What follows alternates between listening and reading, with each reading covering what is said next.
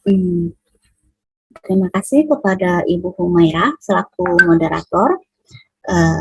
Assalamualaikum warahmatullahi wabarakatuh. Selamat pagi, Bapak Ibu. Waalaikumsalam warahmatullahi wabarakatuh. Wabarakatuh. Pagi, Ibu. Pagi, Ibu. Assalamualaikum warahmatullahi wabarakatuh. Selamat pagi, Ibu. Sebelum mulai, saya mau mengucapkan terima kasih kepada Bapak Sarifudin yang sudah memberikan kesempatan kepada saya untuk ikut sharing dalam diklat pendidikan dengan tema yang sangat bagus, yaitu Indonesia Bangkit, menumbuhkan karakter siswa menuju Indonesia tangguh, Indonesia tumbuh. Jadi saya rasa tema ini sangat sesuai dengan era saat ini gitu ya. Pergeseran dari era revolusi industri 4.0 menuju era society 5.0. Sebentar saya share screen dulu.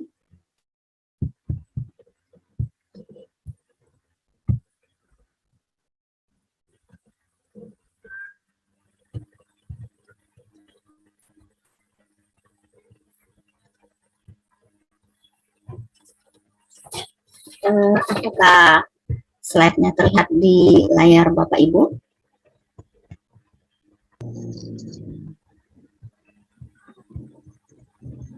Terlihat Bapak dan Ibu? Sudah, Bu, terlihat ada.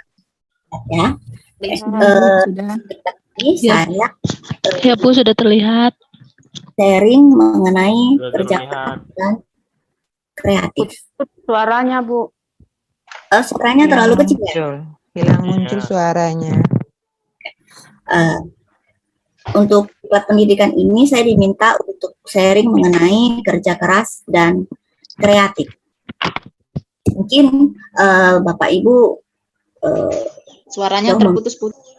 pengalaman dari saya, tapi saya mencoba kita untuk sama-sama sharing dalam hal kerja keras dan kreatif. Belakang munculnya isu pendidikan karakter di Indonesia adalah harapan untuk pemenuhan sumber daya manusia yang berkualitas yang lahir dari pendidikan. Nah, jadi untuk menimbangi fase era revolusi industri 4, apalagi menuju era society, yaitu era disruptif, jadi memang harus ditekankan pendidikan karakter kepada siswa agar selain memiliki hard skill atau dari segi kepintaran otak juga memiliki soft skill atau juga etika dan pendidikan karakter.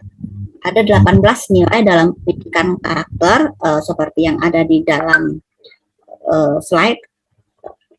2 diantaranya akan saya share saat ini. Karakter dan makna kerja keras. Jadi yang pertama, kegiatan yang menunjukkan perilaku tertib dan patuh pada berbagai ketentuan dan peraturan. Jadi biasanya untuk karakter kerja keras ini di awal pasti sudah ditentukan target. Jadi nanti di akhir tinggal melihat atau mengevaluasi apakah target di awal tersebut tercapai atau tidak. Yang kedua, aktivitas yang dilakukan karena dorongan untuk mewujudkan sesuatu sehingga tumbuh rasa tanggung jawab yang besar. Dan yang ketiga, melakukan dengan sungguh-sungguh, selalu mengutamakan atau memperhatikan kepuasan hasil pada setiap kegiatan yang dilakukan, memanfaatkan waktu optimal, sangat bersemangat dan berusaha keras untuk meraih hasil yang baik dan maksimal. Jadi dalam hal ini tidak ada kata mengeluh, mudah putus asa, itu tidak ada dalam karakter dan makna kerja keras. Makna kerja keras bagi guru yaitu seorang guru atau pendidik yang memiliki optimisme dalam melakukan tugasnya. Jadi maksudnya adalah seorang guru hendaknya memiliki motivasi yang kuat sehingga siswa dapat memperoleh prestasi yang baik. Lebih lanjut, optimisme itu adalah keyakinan atas segala sesuatu dari segi positif dan menyenangkan atau suatu sikap yang selalu mempunyai harapan baik dalam segala hal. Indikator kerja keras ada 3, yaitu yang pertama mencapai tujuan hingga tercapai, kedua pantang menyerah, dan yang ketiga adalah tidak mudah menyerah dalam menghadapi masalah. Jadi apapun yang terjadi tetap harus dikerjakan dan dicarikan solusi terbaik untuk mencapai target yang telah ditentukan. Atau misalnya kalau untuk pembelajaran itu adalah KKM ya, jadi harus melebihi KKM ataupun minimal KKM terpenuhi. Hikmah kerja keras 5, yaitu mengembangkan bakat, minat, kemampuan diri atau hal lain, yang disiplin dan bertanggung jawab, mengangkat derajat dan martabat, mendapatkan pahala dari Tuhan Yang Maha Esa, dan meningkatkan taraf hidup.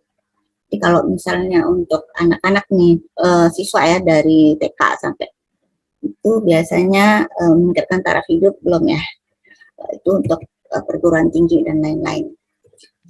Manfaat kerja keras membentuk pribadi yang bertanggung jawab, menjadi orang yang tidak mudah putus asa, mengangkat harkat dan martabat, meningkatkan taraf hidup dan kesejahteraan, mencukupi kebutuhan hidup dan mengembangkan potensi diri. Nah, jadi kalau misalnya untuk siswa itu memang yang harus benar-benar ditekankan, namanya adalah membentuk pribadi yang bertanggung jawab, menjadi orang yang tidak mudah putus asa dan mengembangkan potensi diri.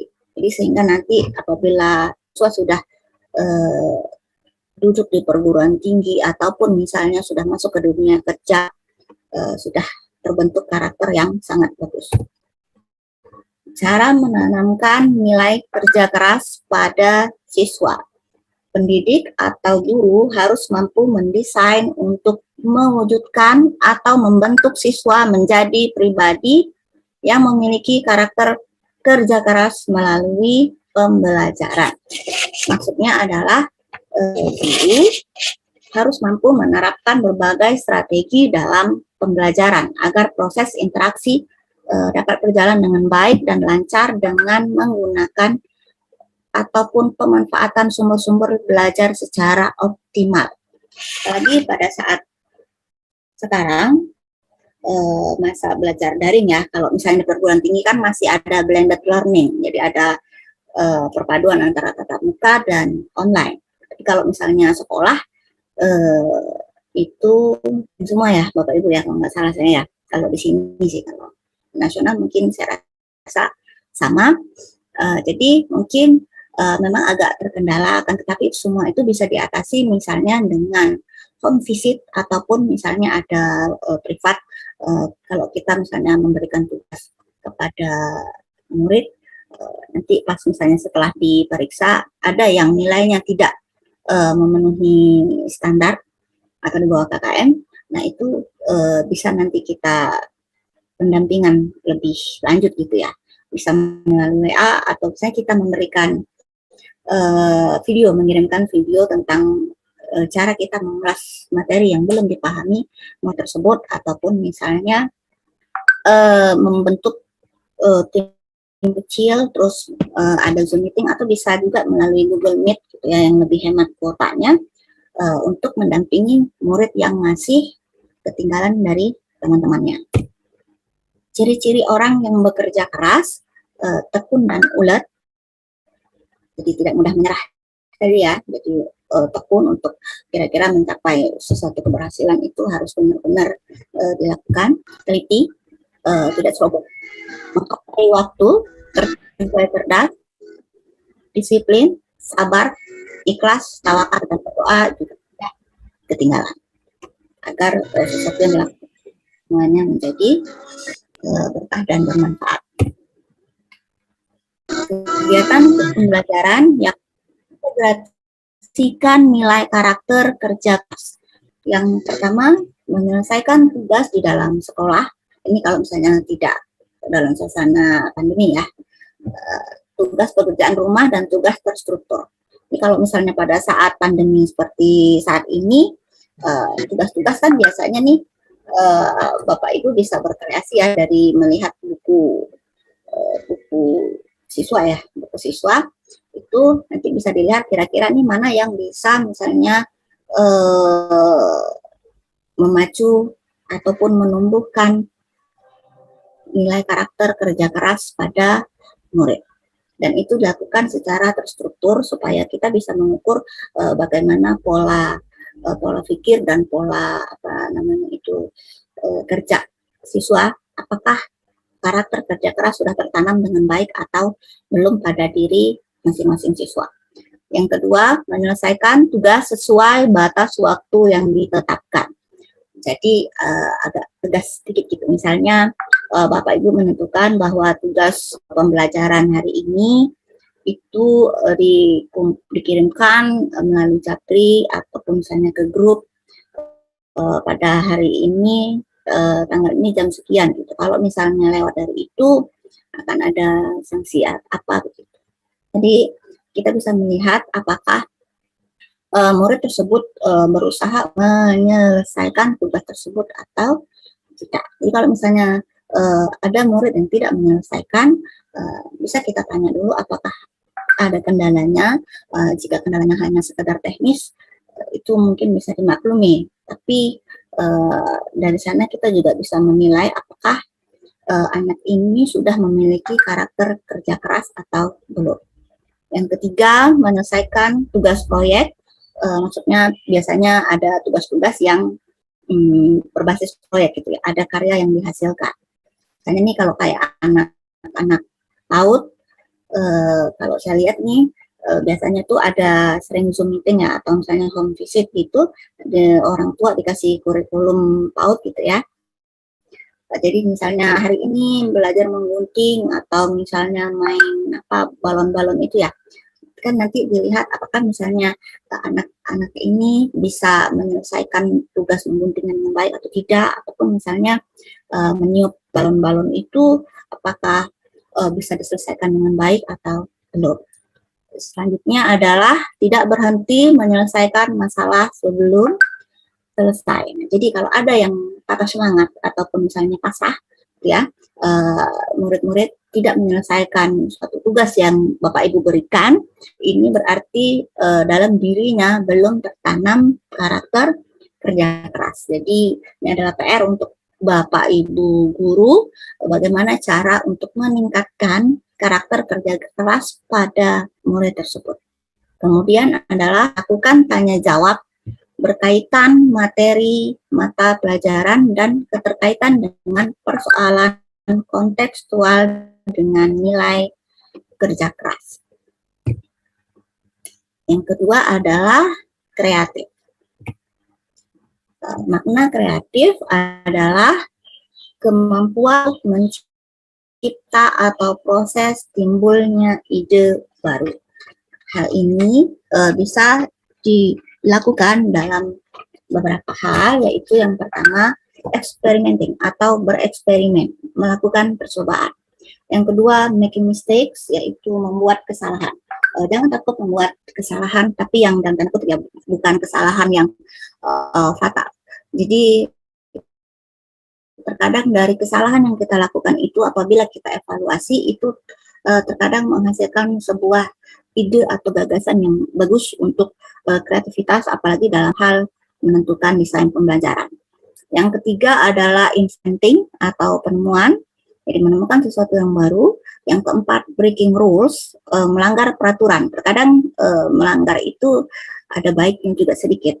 Kadang ada peraturan yang terlalu mengikat gitu. Padahal sebenarnya kalau untuk kreatif kita harus berpikir out of the box, tidak sesuai peraturan yang ditetapkan. Kadang justru pikiran yang di luar logis itu akan menghasilkan kreativitas yang sangat tinggi. Yang selanjutnya adalah growing atau pertumbuhan, terus taking risk atau mengambil risiko. Jadi dalam misalnya kita menciptakan ataupun memunculkan ide baru, memang kita harus menghadapi banyak risiko ataupun rintangan. Baik itu misalnya dari rekan-rekan kerja kita, dari sekolah, ataupun juga dari murid ataupun orang tua murid gitu ya.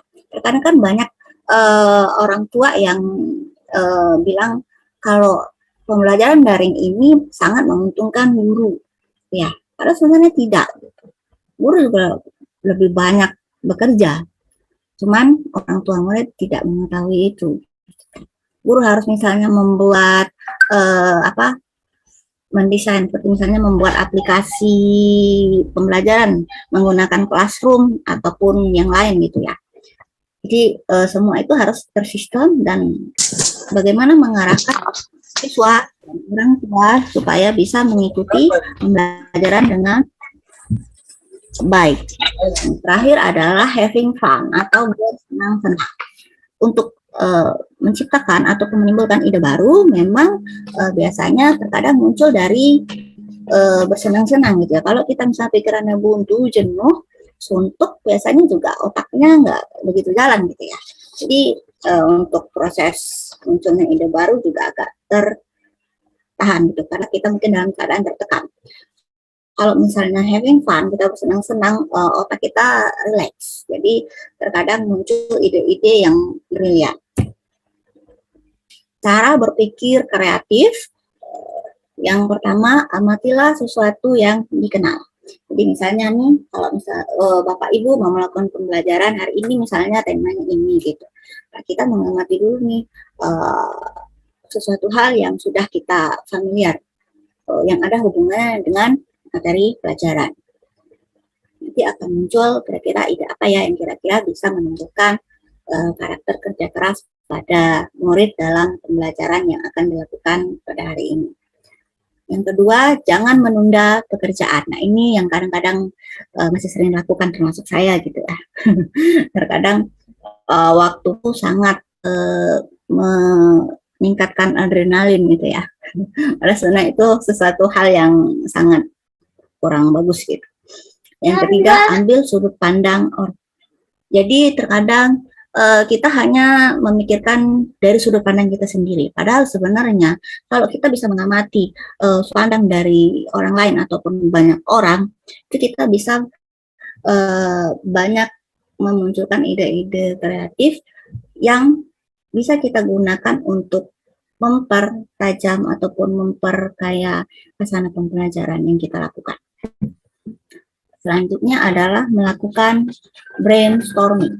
Jadi brainstorming itu adalah metode pengumpulan gagasan untuk menemukan ide-ide yang berdasarkan spontanitas dan kreativitas. Jadi terkadang sesuatu yang spontan itu biasanya sangat kreatif. Ini tidak selain guru juga siswa biasanya juga sering begitu ya. Kalau saya lihat ibu saya dulu guru, sekarang sudah pensiun.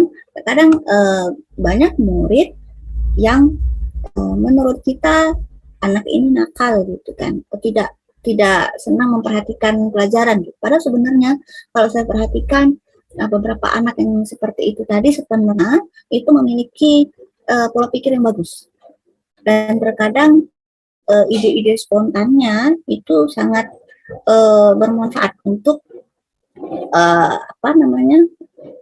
mengkreasikan pembelajaran. Hanya saja mungkin mereka di rumah kurang perhatian, jadi pada saat bersama temannya itu mencari perhatian. Saya lihat sih begitu ya. Jadi kita harus jeli melihat apakah ada murid yang terkadang sering spontan ataupun misalnya daya imajinasinya atau kreativitasnya tinggi, itu kita bisa mengumpulkan dan mengevaluasi kira-kira mana yang cocok untuk pembelajaran yang akan dilakukan. Yang terakhir adalah melakukan variasi pendekatan. Jadi variasi pendekatan kepada siswa-siswa. Penyebab rendahnya kreativitas.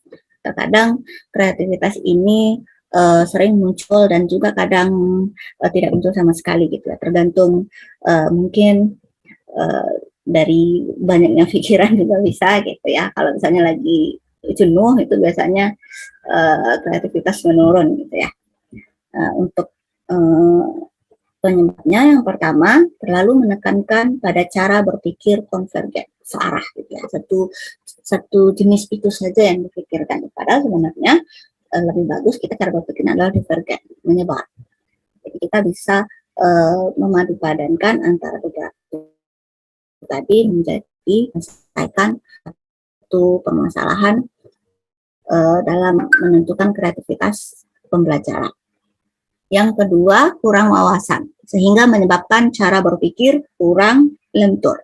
Jadi untuk menambah wawasan kan kalau misalnya masa pandemi seperti sekarang ini sangat bagus gitu ya Bapak Ibu. Saya juga sangat sebenarnya ada senangnya sih pandemi ini, karena kalau dulu kalau mau ikut pelatihan atau diklat ataupun seminar nasional internasional itu agak ribet ya. Selain ribet juga dana yang keluar cukup besar gitu ya, karena ada akomodasi, transportasi dan lain-lain gitu, ada pendaftaran. Kalau sekarang masa-masa pandemi semuanya online, itu untuk nasional, internasional ataupun kita mau mendapatkan materi yang sangat bagus, itu juga sangat mudah asalkan kita banyak linknya atau relasi. Jadi kita banyak mengikuti grup-grup seperti ini gitu ya, ada grup WA dan ada juga grup Telegram. Terkadang banyak info-info tentang diklat atau pelatihan sehingga kita bisa membuka cakrawala berpikir kita untuk lebih meningkatkan daya kreativitas.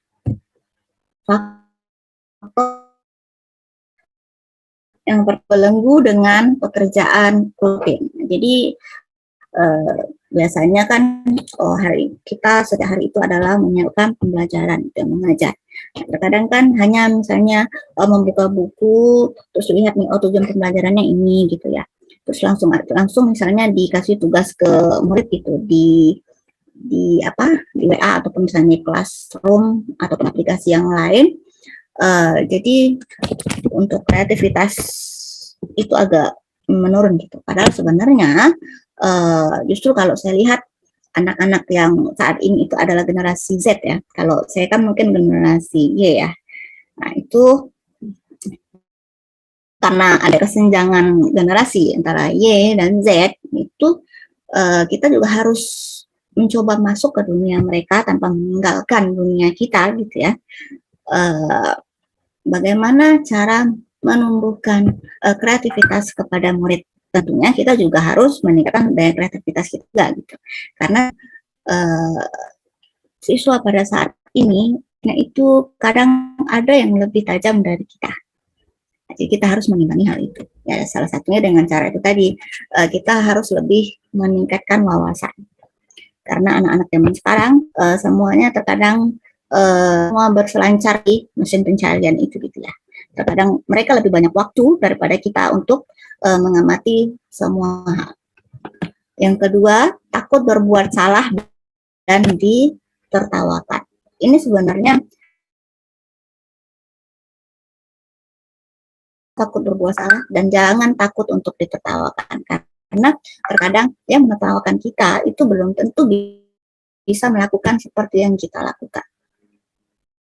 Saya selalu ingat gitu, misalnya seperti kata teman saya yang bidang IT, saya bukan background IT gitu ya. Kalau misalnya saya nih dikasih tugas misalnya untuk membuat website atau apa, padahal sebenarnya saya bukan bidang itu dan tidak ada background sama sekali tentang bidang IT, tapi mau tidak mau kan saya harus melakukan itu ya karena tugas dari pimpinan gitu.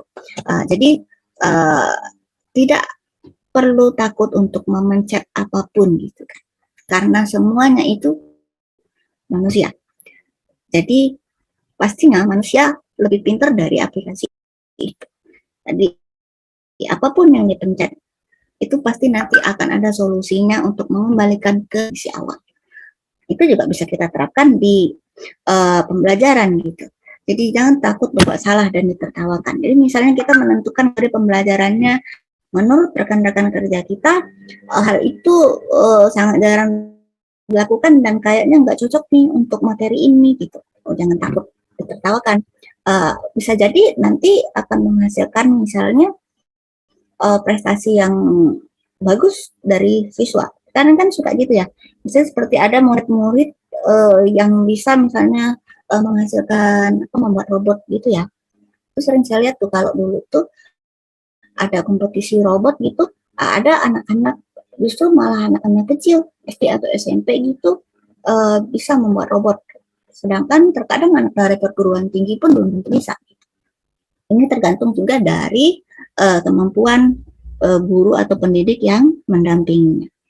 Yang ketiga, tidak memiliki rasa humor. Nah, jadi Bapak Ibu, rasa humor memang sangat diperlukan gitu. Jadi jangan terlalu serius gitu ya.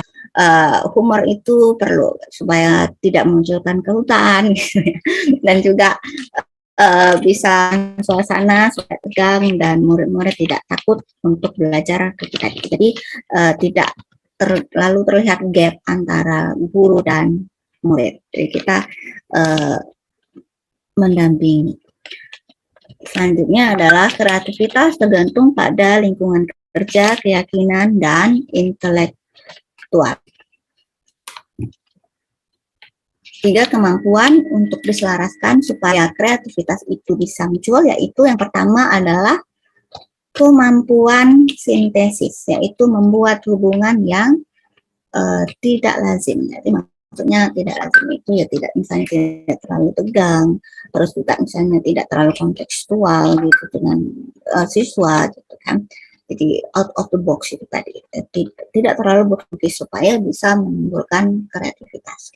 Yang kedua adalah kemampuan analitis, yaitu penilaian kritis untuk menghasilkan ide-ide lebih baik. Dan yang ketiga adalah kemampuan praktis, yaitu mengubah ide menjadi kenyataan. Jadi terkadang banyak sekali ditemukan hanya atas ide saja gitu ya, tidak menjadi suatu aplikasi kenyataan. Jadi harus diaplikasikan dalam pengertian supaya kita benar-benar mengetahui tingkat kreativitas masing-masing siswa. Salah kreativitas siswa. Kreativitas bukan hadiah, harus diasah, ditumbuhkan, dan dirawat. Jadi memang harus benar-benar dimunculkan dari awal gitu ya. Mungkin membutuhkan waktu yang cukup lama supaya kreativitas itu bisa muncul dari diri. Mereka yang kreatif selalu belajar bagaimana menjadi lebih kreatif. Nah, jadi ada murid yang memang sudah kreatif, itu biasanya mereka akan wawasan mereka atau intelektual mereka supaya mereka bisa lebih kreatif lagi. Terkadang ini sering kita harus benar-benar mendampingi supaya tidak melampaui batas pembelajaran tingkatan mereka gitu ya. Terkadang mereka suka misalnya membuka yang bukan konsumsi mereka gitu. Yang ketiga, mereka menggunakan logika, berpikir dan berbuat. Mereka juga melihat masa depan dan berpikir untuk orang lain. Orang kreatif dengan mudah menghubungkan simpul-simpul peluang menjadi solusi dan biasa terpacu berpikir hal-hal baru dan menerapkannya untuk mengatasi masalah. Jadi tidak ada tanpa solusi. Faktor-faktor penunjang kreativitas yaitu ada keluarga, sekolah, dan masyarakat. Jadi lingkungan keluarga yang harmonis dan demokratis mendorong anak untuk mengekspresikan diri tanpa tekanan dan hambatan. Jadi kalau misalnya keluarga yang kurang harmonis itu bisa terjadi cara murid mengikuti pembelajaran biasanya itu terlihat. Terkadang mereka kurang konsentrasi, kurang bisa mengikuti pembelajaran dengan baik, terlihat dari pancaran wajahnya. Jadi kalau saya nih lebih cenderung menganggap mereka seperti teman gitu ya. Jadi kalau misalnya terlihat agak mukanya murung ataupun yang lain-lain itu kita ada pendekatan kepada siswa gitu. Kalau saya kepada mahasiswa gitu ya, apakah ada sesuatu yang mau di-sharing atau bagaimana gitu supaya untuk kedepannya anak ini bisa mengikuti pembelajaran dengan lebih baik tanpa tekanan dari lingkungan keluarga yang kurang harmonis. Yang kedua adalah sekolah. Nah, sekolah itu merupakan lingkungan kedua setelah keluarga. Suasana dan kondisi sekolah sangat menentukan peningkatan kreativitas. Jadi sekolah utamanya itu juga sangat membutuhkan peningkatan kreativitas. Dan juga guru-gurunya apakah aktif dalam murid dalam meningkatkan kreativitas. Yang ketiga adalah lingkungan masyarakat, budaya yang berbeda, lingkungan yang tidak kondusif yang mengakibatkan kreativitas siswa tidak berkembang. Jadi lingkungan masyarakat juga bisa mempengaruhi kreativitas siswa gitu. Jika siswa berada dalam lingkungan yang kurang baik, maka itu nanti akan menjadi contoh yang dilakukannya gitu. Padahal sebenarnya itu tidak baik untuk dilakukan. Upaya menimbulkan kreativitas itu ada beberapa cara. Yang pertama, melihat sesuatu yang berbeda, terus melihat sesuatu dari cara berbeda. Jadi point of view-nya bisa banyak gitu ya. Sudut pandang A, B, C gitu. Terus nanti kita baru renungkan bagaimana yang terbaik. Terus yang ketiga, menghasilkan pilihan majemuk, melanggar aturan dalam tanda kutip gitu ya, untuk menghasilkan sesuatu yang lebih bagus, berpikir dan menghubungkan, menunjukkan kesadaran tinggi, tahu apa yang dipikirkan, bermain dengan kata kunci seandainya. Jadi untuk kreativitas memang perlu daya imajinasi, gitu. Tapi berimajinasi yang baik gitu ya, terutama untuk pembelajaran.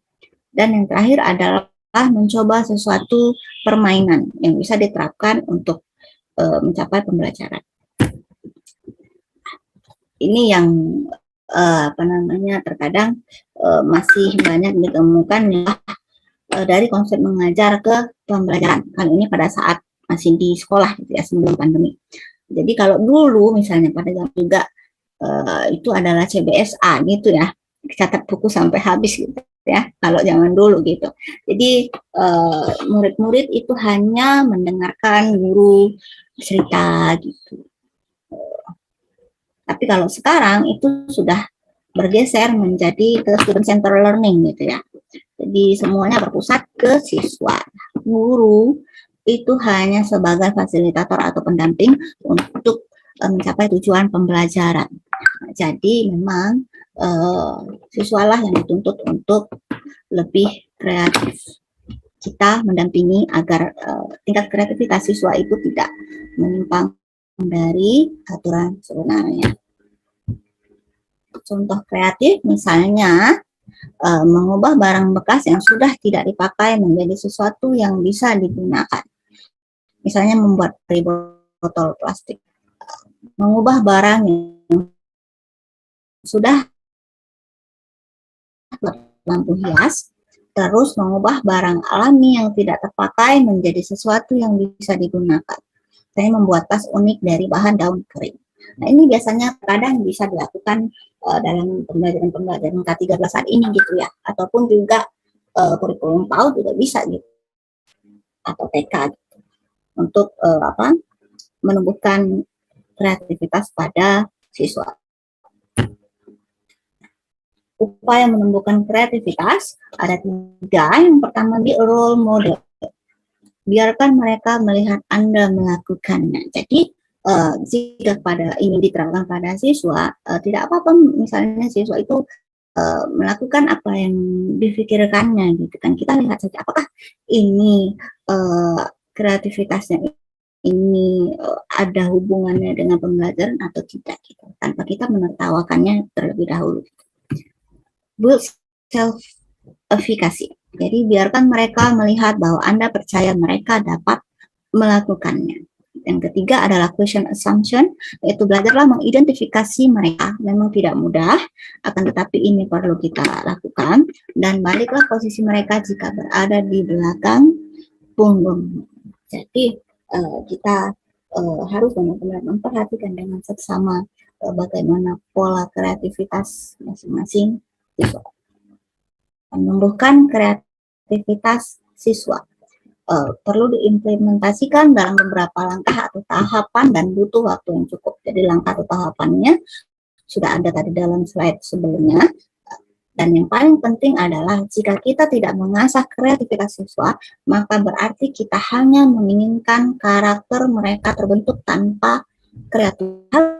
Sebenarnya kreativitas ini sampai kapanpun, tidak hanya di jenjang sekolah, itu sangat diperlukan dalam kehidupan yang sangat kompleks saat ini gitu ya.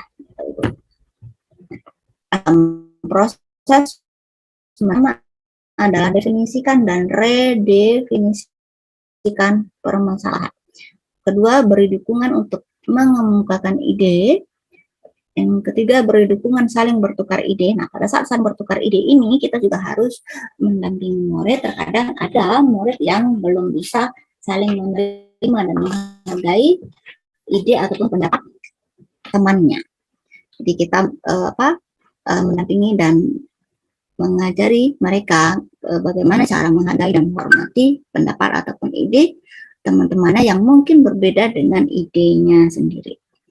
Selanjutnya adalah beri cukup waktu untuk berpikir kreatif, karena memang tidak bisa dalam waktu sesingkat mungkin gitu. Karena semuanya harus dievaluasi, elaborasi, dan dianalisis terlebih dahulu.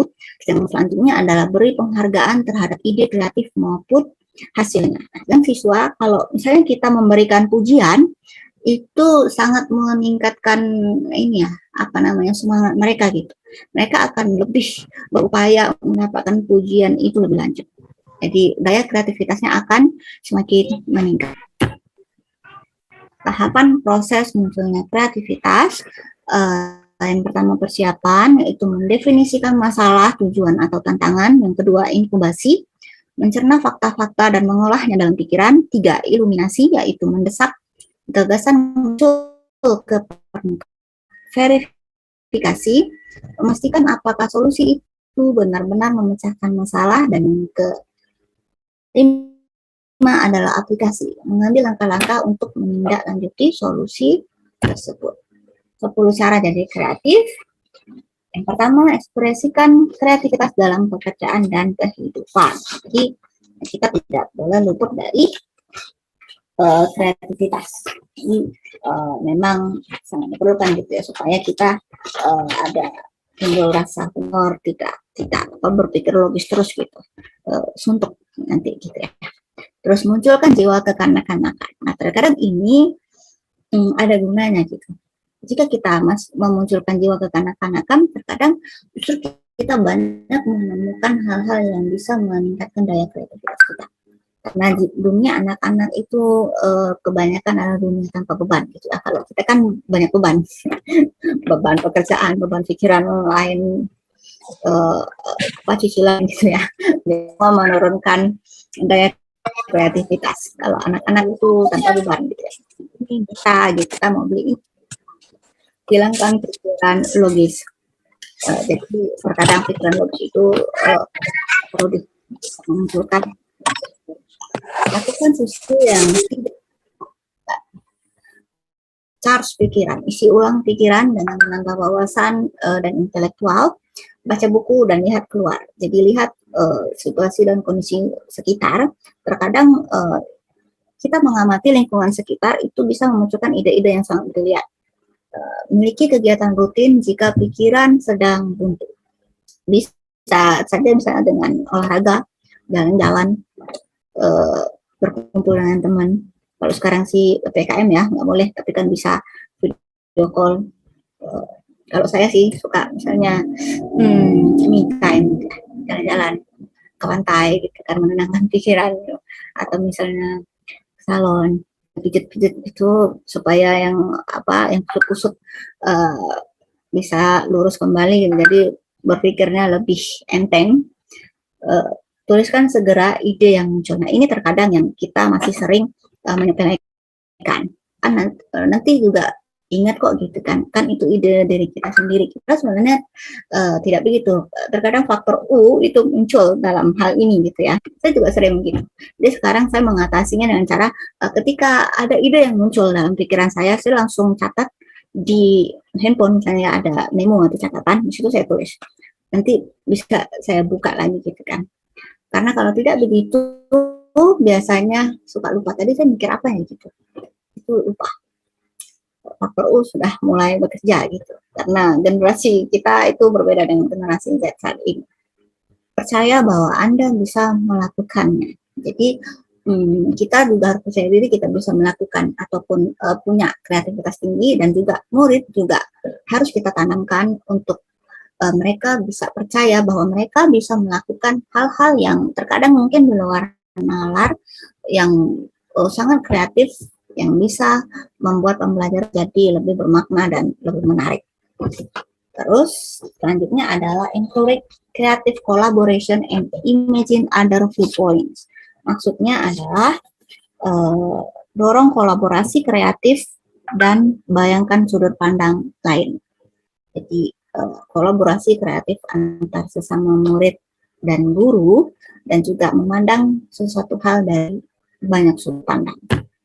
Cara meningkatkan kreativitas, jadilah penjelajah pikiran, terbuka dengan gagasan yang terus-menerus, tetap di yang positif. Yang kedua, kembangkan pertanyaan. Kadang misalnya kita tanya, kenapa ya itu seperti itu gitu. Jangan hanya terpaku dengan kata kenapa. Kembangkanlah menjadi yang biasanya itu ya 5W plus 1H. Dan bisa juga ditambah dengan yang lain. Kembangkan gagasan sebanyak-banyaknya. The best way to get good ideas is to get a lot of ideas. Jadi cara terbaik untuk mendapatkan ide bagus adalah dengan mendapatkan banyak ide. Nah, jadi kita harus dapat banyak ide dulu supaya bisa dapat ide yang terbaik. Kembangkan cara baru untuk melakukan sesuatu dan keluar dari zona nyaman. Nah, sekarang ini yang sangat sulit dilakukan. Zona nyaman itu sangat enjoy ya, nikmat. Jadi terkadang untuk keluar itu butuh penyemangat lebih gitu. Dan itu juga kemarin juga saya rasakan gitu, untuk keluar itu sangat susah gitu. Tapi itu jangan menjadikan hambatan, karena semuanya kalau kita tidak keluar dari zona nyaman, kita tidak akan menjadi lebih baik dan akan ketinggalan dari orang lain yang kerja keras dan kreativitasnya meningkat. Gunakan imajinasi. Dalam kreativitas ini imajinasi sangat penting. Bayangkan bagaimana orang sukses melakukan sesuatu. Jadi orang sukses itu tidak mungkin instan ya, pasti banyak proses yang dilakukannya, yang dilaluinya dengan mungkin ada air mata dan lain-lain gitu, tidak langsung senang. Nah, kita juga bisa memikirkan hal itu, membayangkannya bagaimana orang tersebut melalui hal itu supaya bisa sukses. Kita juga bisa seperti itu. Bagaimana kita mengatasi misalnya ada masalah atau kendala dalam pembelajaran ataupun dengan siswa, kita harus membayangkan kira-kira bagaimana caranya supaya bisa mengatasi supaya seluruh siswa bisa mendapatkan nilai yang baik di atas KKM semua, jangan ada yang nilai minimal gitu ya. Terus juga mendapatkan prestasi yang lebih. Jadi dari SD sampai perguruan tinggi itu biasanya dituntut ada prestasi ya murid-muridnya. Ya salah satunya gunanya ada juga untuk akreditasi sekolah. Yang kedua, bayangkan kita berbicara dengan orang sukses. Biasanya orang sukses ini berbicara itu selalu mengedepankan solusi gitu ya. Ada masalah solusinya gitu. Terus biasanya tidak memberikan aturan begini begitu gitu ya. Justru mereka sharing ataupun mendampingi ataupun mengajarkan hal-hal yang terbaik yang bisa dilakukan untuk mencapai kesuksesan. Selanjutnya adalah isilah sumber inspirasi dengan cara relaksasi atau relax. Jadi relax itu sangat diperlukan untuk meningkatkan kreativitas. Upaya menghindari hambatan peningkatan kreativitas itu ada beberapa upaya ya, itu yang pertama adalah encourage sensible risk, jadi mendorong resiko yang masuk akal. Yang kedua, tolerate ambiguity, jadi mentoleransi ambiguitas atau makna ganda. Allow mistake, mengizinkan kesalahan, jadi terkadang kesalahan itu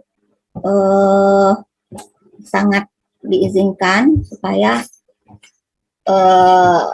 menghasilkan suatu yang lebih bermakna. Identify and surmount obstacles, yaitu identifikasi dan mengatasi hambatan. Terus teach self responsibility, ajarkan tanggung jawab diri sendiri. Jadi kita harus misalnya tanggung jawab diri sendiri itu benar-benar kita lakukan gitu. Misalnya hari ini kita harus mendesain pembelajaran metode ini, terus nanti misalnya kira-kira tugas yang akan diberikan kepada siswa itu apa, sesuaikan dengan tujuan pembelajaran. Kira-kira misalnya nih ada kendala, solusinya nanti apa gitu. Itu semua misalnya hari ini harus kita lakukan, atau misalnya ini harus dilakukan dalam beberapa hari. Itu semuanya harus kita lakukan dulu mulai dari diri kita sendiri. Terus selanjutnya adalah promote self regulation, yaitu mempromosikan pengaturan diri kita, dan teach delayed gratification. Jadi ajarkan kepuasan yang tertunda.